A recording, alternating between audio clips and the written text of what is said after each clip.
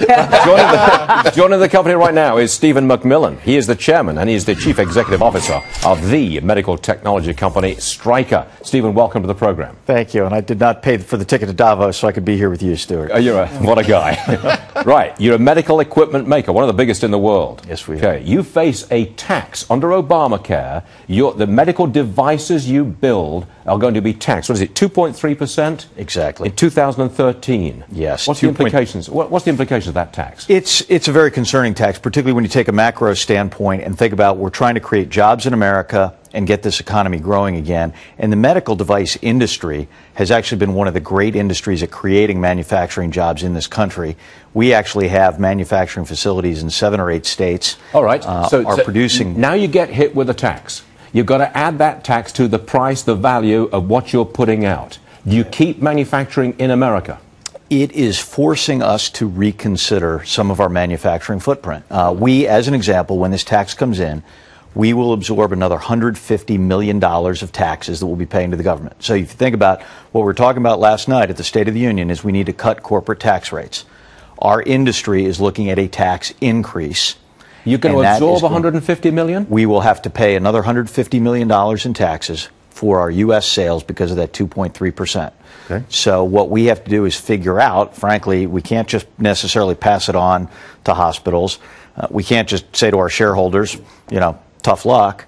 We really are trying to figure that out, and it's causing us to rethink where we manufacture. You're the top guy, one of the biggest medical equipment makers in the world, bar none. Have you made your views known to this administration forcefully? Have you? We have communicated both as an industry and as a company. I think we're encouraged by the recent election and what seems to be a change. What was the response? You go to the administration, you say, hey, look, come on. I'm an American manufacturer and you're hitting me with $150 million worth of tax. What did they say to you, may I ask? It's been not as well received as we would like. Do you therefore want the wholesale repeal of Obamacare? I think they started out with great principles, and I think the pragmatic reality of wholesale repeal is not there. But I go back, at the original outset, broader coverage for all makes a lot of sense. But things like tort reform that were on the table that I think are vital to reducing healthcare costs because it's leading to so much defensive medicine, so much extra cost in our healthcare system. A lot of those great ideas fell by the wayside. What I would hope is they go back and really start to seriously address that. And the president last night did start to acknowledge and put particularly medical tort reform back on the table that both us as an industry, us as a company think would be very smart. Let's talk tort reform. Am I right in saying that every single device that you put out onto the market, you are sued because of it? For whatever reason, almost every single device that you put out there has a lawsuit attached to it. Am I right? That's an extreme, but it's certainly a possibility. We have to think about it as a possibility in everything we do. Can you tell me how much it costs you? How much does the current legal system cost you? Can you tell me that? Are you allowed to tell me that? We don't break out our legal costs, but I would tell you, if you look at it relative to what we spend in the United States, relative to what we spend outside the United States, it is a hugely disproportionate share. Are we talking billions? Most of our costs. Probably across the industry, it ultimately would be. For us as a company, it's in the millions to tens of millions range. I think the real disparity is outside the U.S. versus inside, and it's back to we've created a very litigious environment here. And I think the bigger issue as it relates to healthcare costs is actually not us as a company. I think it's us as a society.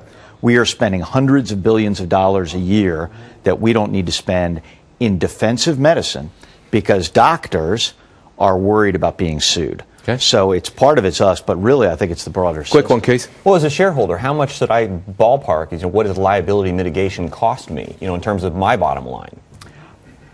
Not a huge part for us. If you look, one of the reasons we've invested a ton in our quality systems over time is to make sure that everything we're putting out is, very good. And there, as you see, there are certainly high-profile recalls in the industry.